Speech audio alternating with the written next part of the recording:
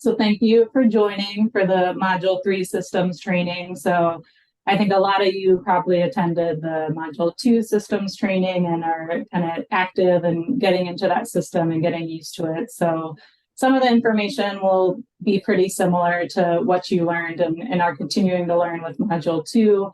So we'll go over some things like the overall system and the transition to Module 2, 3 and consenting, which I know we covered in Module 2, but I think still good to go over it again. And there are a little differences with Module 3, but it'll be a little recap of what you may have already heard. And we'll go through the diet period gateway, which also has a couple minor differences, and then diet assignment and some unique Module 3 forms. So for the overall system, for those of you who are in there now for Module 2, you'll notice that there's, unlike Module 1, there are 3 tabs. There's 3 arms to the system. So Arm 1, that's where all participants will land right when they're pushed from Module 1 REDCap to Module 2, 3. And that's the screening arm. And so the design of that is really to continue the conversation and then consent the participant to whichever module is most appropriate for them. And then there is the Arm 2, Module 2, which will obviously, we're more focused for Arm 3, Module 3 in this training, which similar to Module 2, the idea is that, all activities post-consent, so eligibility through completing the module, are done in this Arm 3 for Module 3 participants. So the transition to Module 2, 3, this is the same as Module 2, just with the diet screener, Part 2 diet screener. You want to make sure that Module 3 diet screener form is filled out in the Module 1 REDCap, and then also the Module 2, 3 recommendation form. So you'll want to make sure the gatekeeper to move the participant forward then from Module 1 to 2, 3 is this recommendation status form. And the key field on that is that please send the data to Module 2 and 3 projects. And when you're filling out this form, you want to make sure you fill out the appropriate institution, because that is where the participant will be paired once they're pushed from Module 1 to Module 2, 3. So once you save the record, or you save the form, that participant record is created in the Module 2, 3 REDCap. And if you hit save and stay, a button will appear that you can click, take me to Module 2, 3 REDCap. And that just makes it a little easier. You can go directly there to the participant record. You don't have to do this. You could close out of the Module 1 REDCap and go into the Module 2, 3 and find the participant. But this hopefully just makes it a little more easier and efficient for you. And one of the benefits to having this Module 3 training kind of after some of the Module 2 experiences, we have learned a couple tips with this form. So one of the things we found is that if there aren't any special characters in the comments fields box on the recommendation status form, like bullets, that'll prevent the data from being transferred. So just make sure when you're entering comments not to include any kind of special characters. And if you do find, for some reason a participant didn't get pushed, just reach out to us and we'll help you troubleshoot. Another thing I mentioned is that when you save the participant and that new record is created in Module 2, 3, there is also a button on that recommendation status form if you want to see all the data that's getting pushed from Module 1 to the 2, 3 REDCap. And so just a good idea, you want to take a look at this information and just make sure it kind of checks out to you. You can review that before then going to the new record.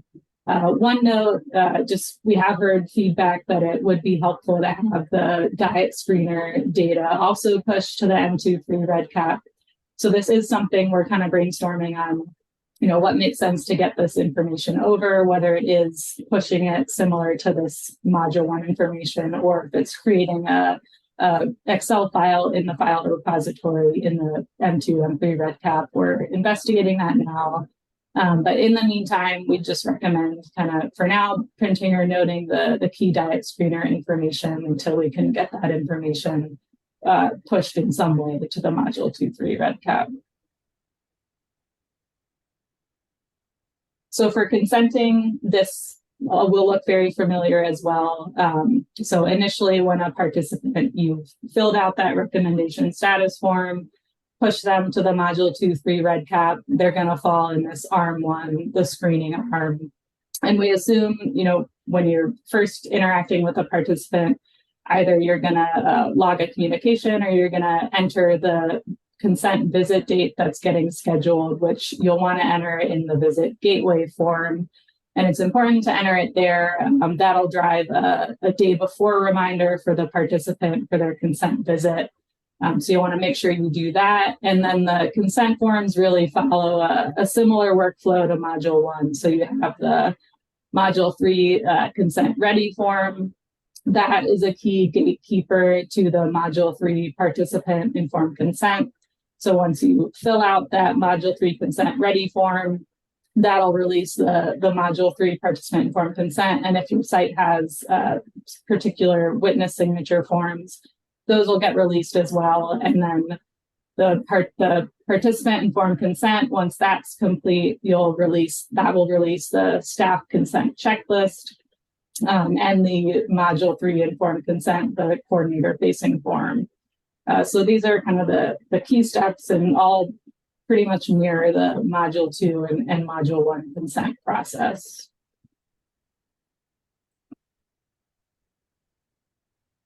And then so I mentioned the Module 3 staff consent checklist.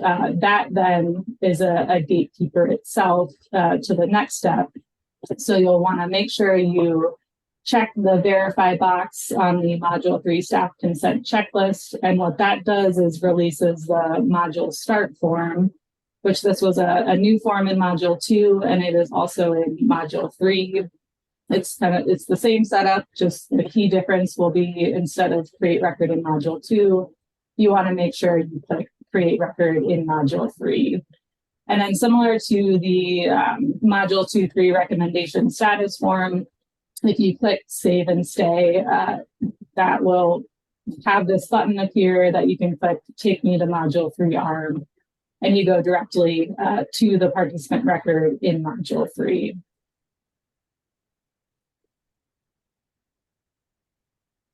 This also really mirrors Module 2. And so once you get into ARM 3, you'll have access to the communications event log and then also eligibility forms. And so Module 3 eligibility form is really a gatekeeper to then release the other forms once the participant is considered eligible.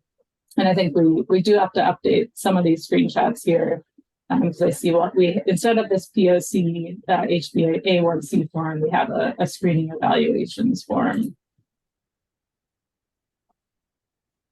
So the diet period gateway for folks who already attended Module 2 training, it looks very similar. And for anyone who might not have been on that training, for Module 2 and 3, we're not using the scheduling system that we have been using in Module 1, but instead using this diet period gateway form for folks to use for scheduling. And then you can also see here, there's this, if a participant discontinues or recontinues in the study, you'll want to indicate that here.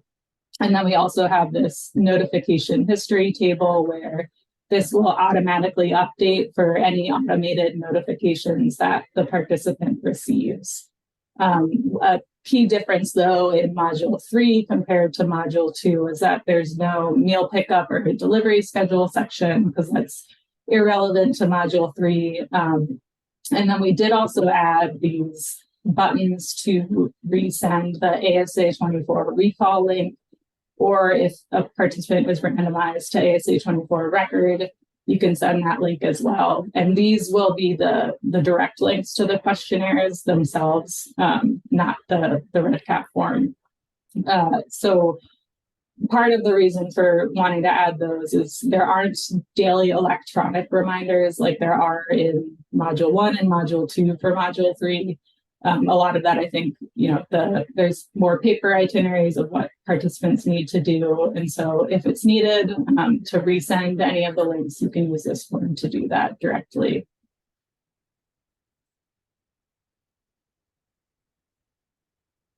So then we have diet assignment and diet forms. For diet assignment, the cohort assignment happens in the same way as Module 2, where what the key gatekeeper for the diet to be assigned to the participant is the visit 1 date field on the diet period gateway form, which we just went through. And so once the visit date is entered on that form, a nightly process will run. Based on that being calculated, that will assign the diet color to the participant. And you'll see that diet color piped into the diet period gateway form by the next day. One key thing to note is for Module 3, the diet cohort assignment schedule is the same as Module 2. So it's really just whatever date you enter in the diet period gateway form. That's kind of how the participant hops into that same schedule that's set up for Module 2, just based on the date and where that falls in the schedule for your site. Some other key differences between Module 2 and 3. There's no planned foods table that will be used for Module 2. Folks that are getting familiar with that know that the planned foods table kind of plugs in the breakfast, lunch, and snacks and dinner. So that isn't included in Module 3. That's not needed. There's no daily diet adherence log for the participant. And then a few new key diet forms, which we'll get to in more detail in a few slides, are the daily monitoring log for coordinators to fill out, the RD weight monitoring and counseling form, and then the M3 nutrient intake form.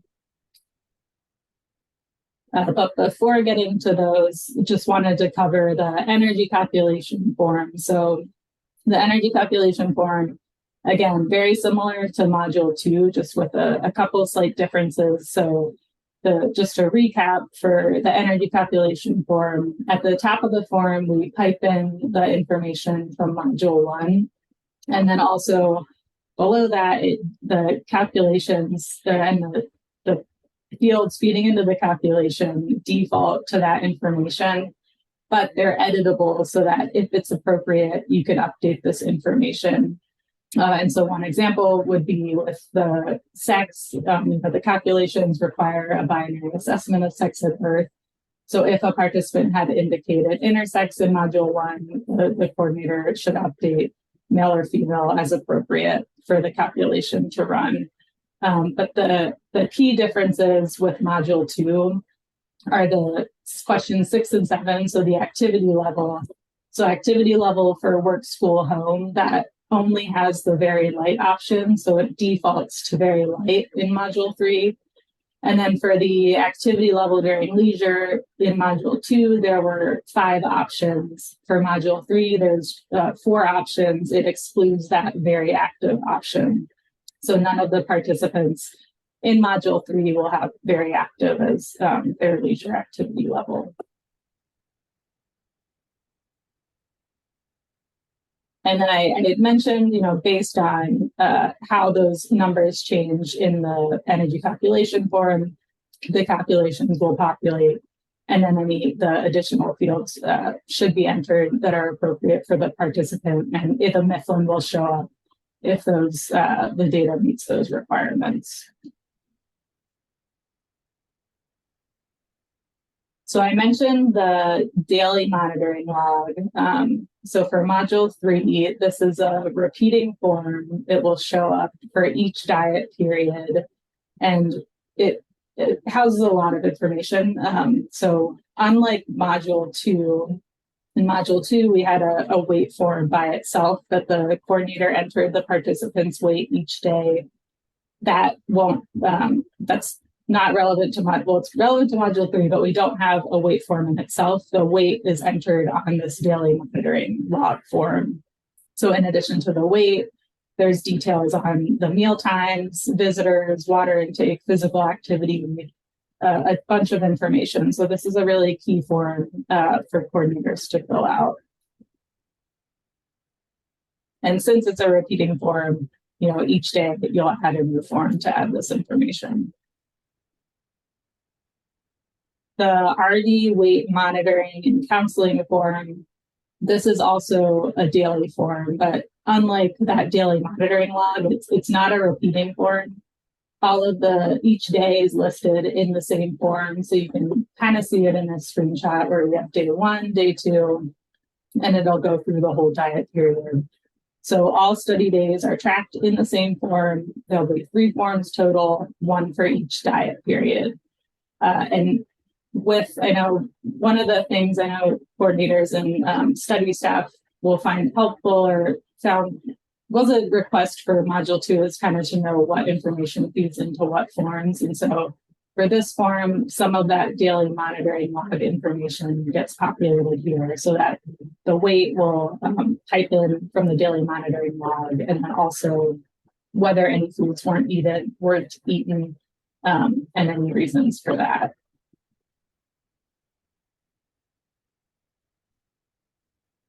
Another new form is the M3 nutrient intake form. So this form is used at the end of each diet period to upload the ProNutra nutrient intake analysis report. So this one's pretty straightforward. I just wanted to call it out as a new form. And so there will be one of these forms for each diet period as well.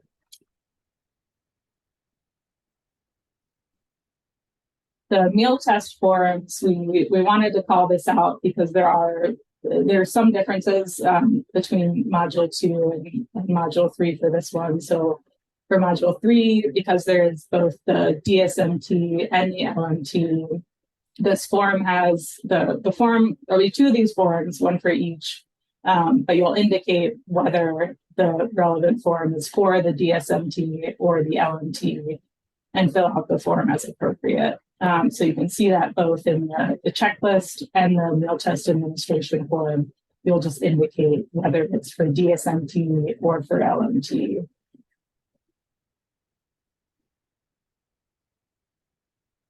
Another, so the heart rate monitoring logs, the heart rate participant facing log is in module 2 as well.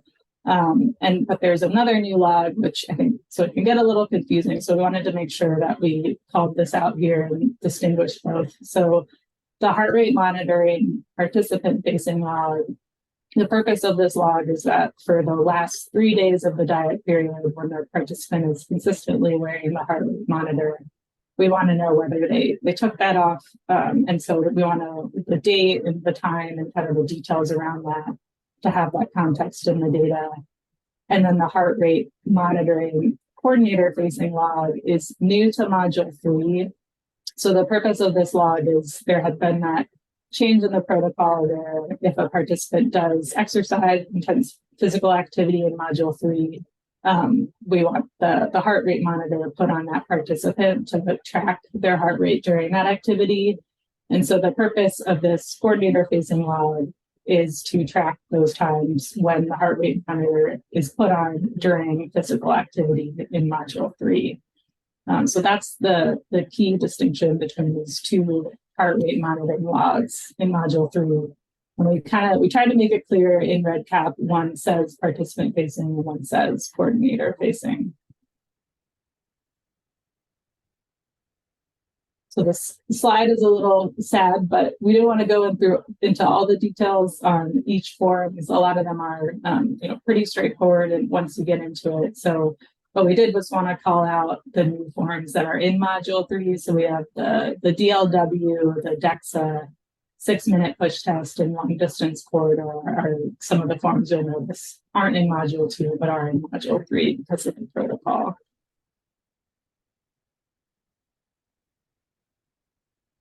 So the final status, we wanted to call this out again. So this is the same in module 2 as it is in module 3, but it can get a little confusing because there are 2 different final statuses. So there's the diet period final status and the final status, which is the overall module final status. So for the diet period final status, there will be 3 of these forms, 1 for each diet period. So once a participant completes a diet period, you want to make sure you fill out this diet period final status form. Then when a participant completes the whole module, that's when you want to fill out this final status form. So just make sure when you're filling out the final status, you want to do the diet period for each diet period, and then the final status just gets done once for this overall module final status form.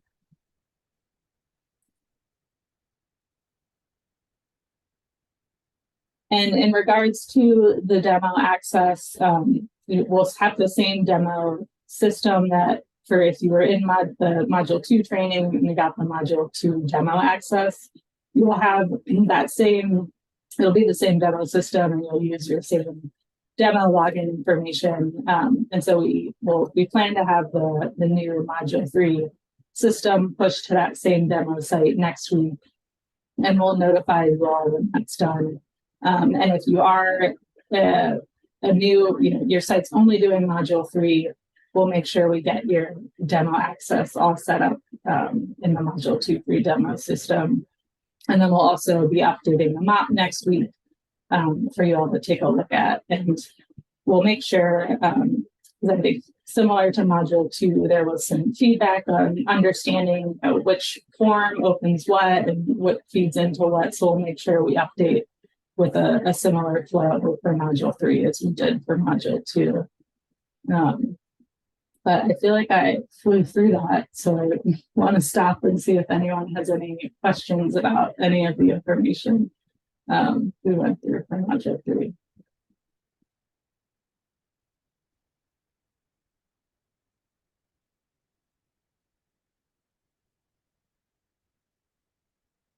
We're a quiet group this morning. Still drinking our coffee, Kristen. Too much information for early morning. I mean, I think it's very similar to what we do in Module 2. It's less of the unknown now that we've done some of the Module 2s. Hey, Melissa, I did notice on Module 1 in REDCap, we were able to see the patient's name, not just the T number. And now it's just the T number.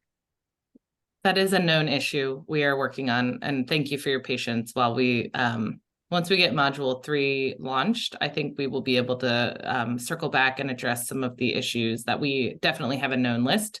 So yeah, it's definitely something we want to fix. Okay, good. Yeah, just, especially if we're using the same computer and toggling back and forth, it's just really time consuming to T100, blah, blah, blah. Very understandable. Okay, awesome. I would not like it either. So yeah, we'll try to prioritize that for sure. Spoiled us with Module 1. Yes, yes, thank you. I think I'll take a moment to say, I think we definitely want to, after Module 3 launches, work with either the entire group or, collect a group where we can talk about some of the workflow challenges. Because there's some enhancements I think we could make that would make it a little easier. So appreciate all your patience, but hopefully version 1 will get the job done, and we'll keep working on improving other aspects.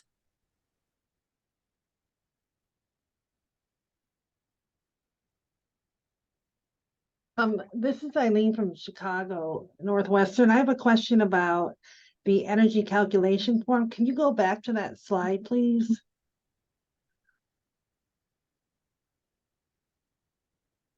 Okay, so a couple questions. One, if the participant, if it's been 3 months since they did their Module 1, can you readily just put the current weight, or will it be ported over from another form into this form? How does that process work?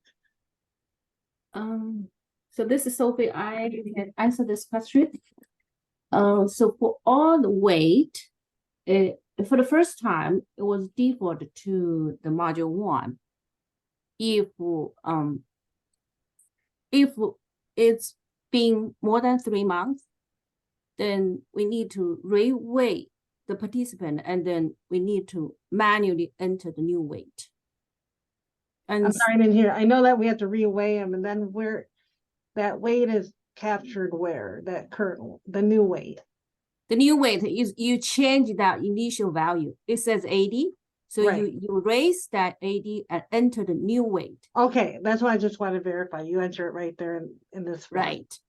Okay, and then this might be probably another form in REDCap, for module 3. So if a participant's weight change is more than 1 kilo from day 1 of the test diet period for module 3, so how is that documented and where, which form? And That how is, we adjust the energy. that is there, right there.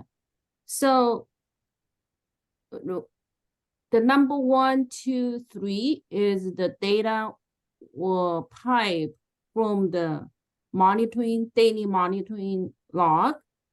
And then the question 4 in the beginning said weight change. So here, there's a calculation to display how much change. If that change is greater than 1, and then the next question will show up, will say, well, what is the initial energy target?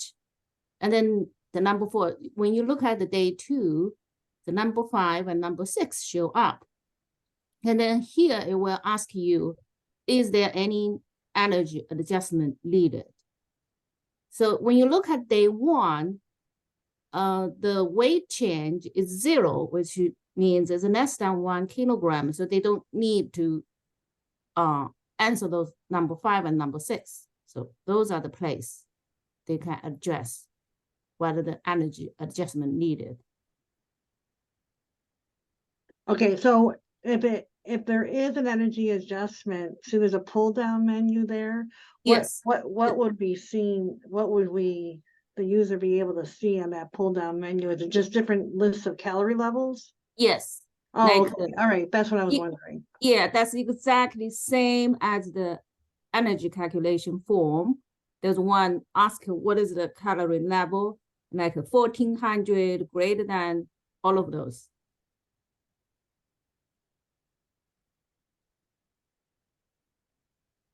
So like M2, is there, can we play around with this in a beta version? Yes, So we can that's get familiar with these forms? yes, exactly. That's what Christine just mentioned. At the end, we're going to give everyone access to the demo, which is the same place as module 2. So we will release all of the module 3 forms, etc., into that same demo system, so you can access both module 2 and module 3 and play around. Okay, thank you.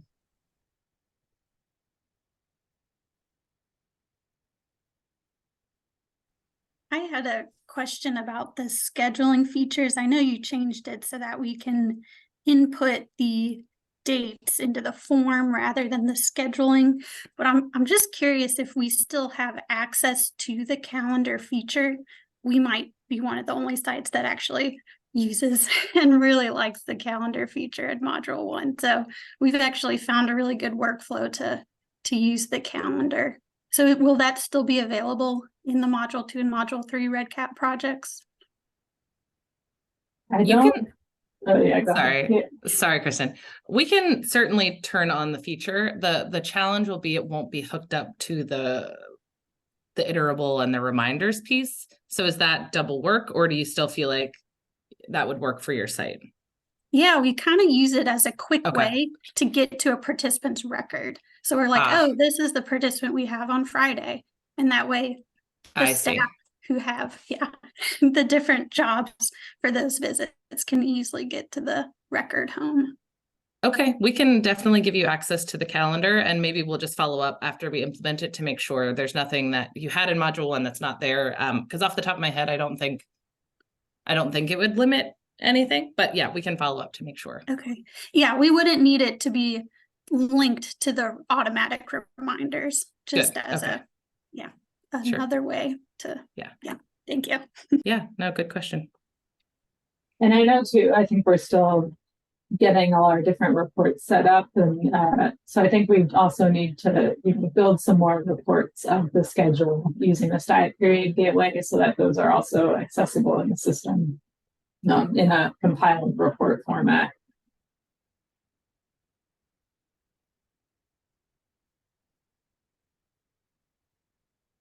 These are all good questions. Any other questions?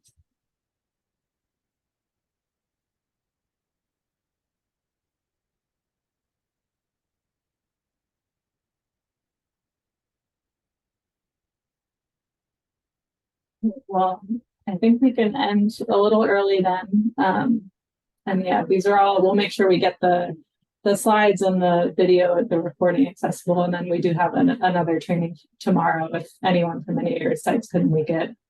As Sophie and I mentioned, we'll get the demo access set up for folks next week, and then also get that updated map out there. So thank you, everyone. And thanks for joining us this morning. Thank you. Bye.